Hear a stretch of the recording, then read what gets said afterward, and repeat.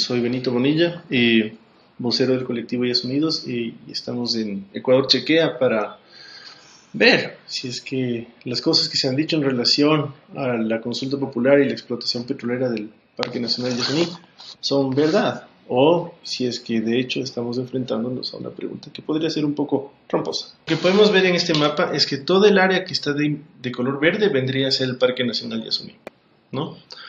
Esto significa que dentro del Parque Nacional Yasuní podemos apreciar dentro de estos recuadros de color rojo que existen varios bloques que vendrían a ser los bloques petroleros.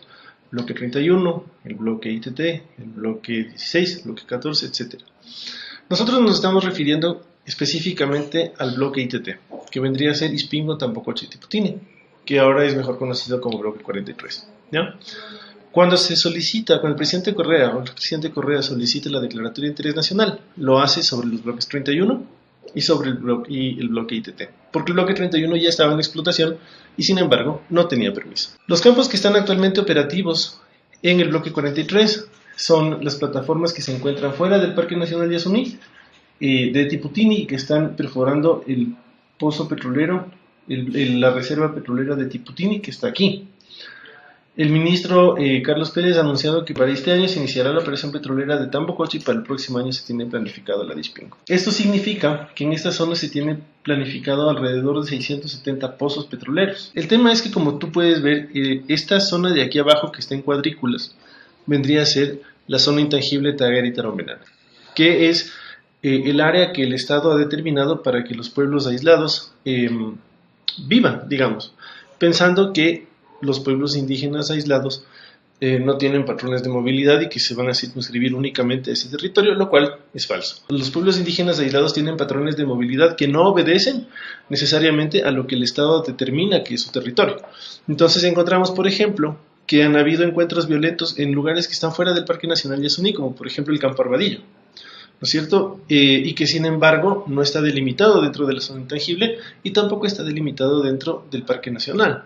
Sin embargo, si debemos proteger un área territorial en donde sabemos que están estos pueblos, debería ser en el Campo Armadillo. Hablemos un poco de la consulta. Dividamos la pregunta, la pregunta relacionada con los pueblos aislados del Yasuní en dos partes. La primera, que se refiere a la explotación petrolera dentro del bloque ITT, que está aquí, ¿no es cierto? El plan de reducir de 1000 hectáreas a 300 hectáreas es una propuesta objetiva sobre el volumen de la explotación petrolera. Sin embargo, los efectos de la explotación petrolera no son objetivos, sino que son expansivos. Lo que se debe hacer en primer lugar es determinar qué volumen de reservas existen, y para eso se necesita realizar una técnica que se conoce como sísmica 3D. Eso significa que cada cierto tiempo se debe detonar una carga de pentolita que a través de diferentes sistemas de monitoreo podrá determinar en dónde se encuentra la reserva y qué volumen tiene, ¿no es cierto?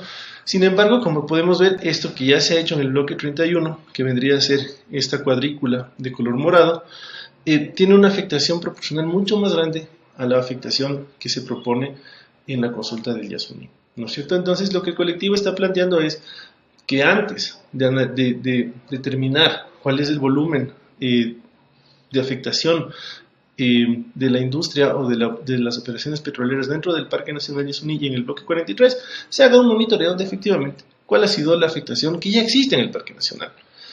Porque si es que hacemos y si analizamos de esta manera, vamos a encontrar que la afectación ya supera las 300 hectáreas.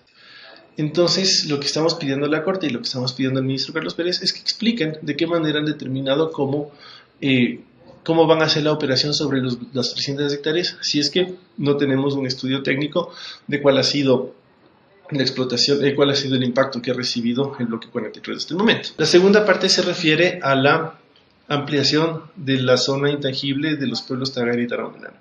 De entrada, tenemos que estar de acuerdo en que los pueblos indígenas aislados requieren un mayor espacio territorial para garantizar su movilidad y su supervivencia. Sin embargo, regresemos un poco al hecho de que estamos hablando de un área de más de 1 millón de hectáreas. Entonces, 50.000 hectáreas en términos proporcionales o 63.000 hectáreas, como lo ha señalado el ministro Carlos Pérez, en términos proporcionales, ¿cuánto en realidad viene a significar para los pueblos indígenas aislados? Por un lado. Y por otro lado, ¿De qué manera? Y eso es lo que hemos solicitado de la Corte Constitucional. ¿De qué manera? Sabemos que esa es el área que los pueblos en realidad necesitan, que los pueblos aislados en realidad necesitan. Lo que hemos pedido es una ampliación y una aclaración para que nos digan qué herramientas técnicas, científicas y jurídicas han utilizado para determinar que los pueblos aislados lo que requieren son 63.000 hectáreas. Recordemos que la pregunta 5 referente a la explotación petrolera en Yasuní es la única pregunta que no tiene anexo. Eso significa que es una pregunta que sigue siendo ambigua, no es clara, no es obvia, y por lo tanto, en términos objetivos, no vendría a garantizar, en realidad, la aplicabilidad o la garantía de derechos de los pueblos aislados.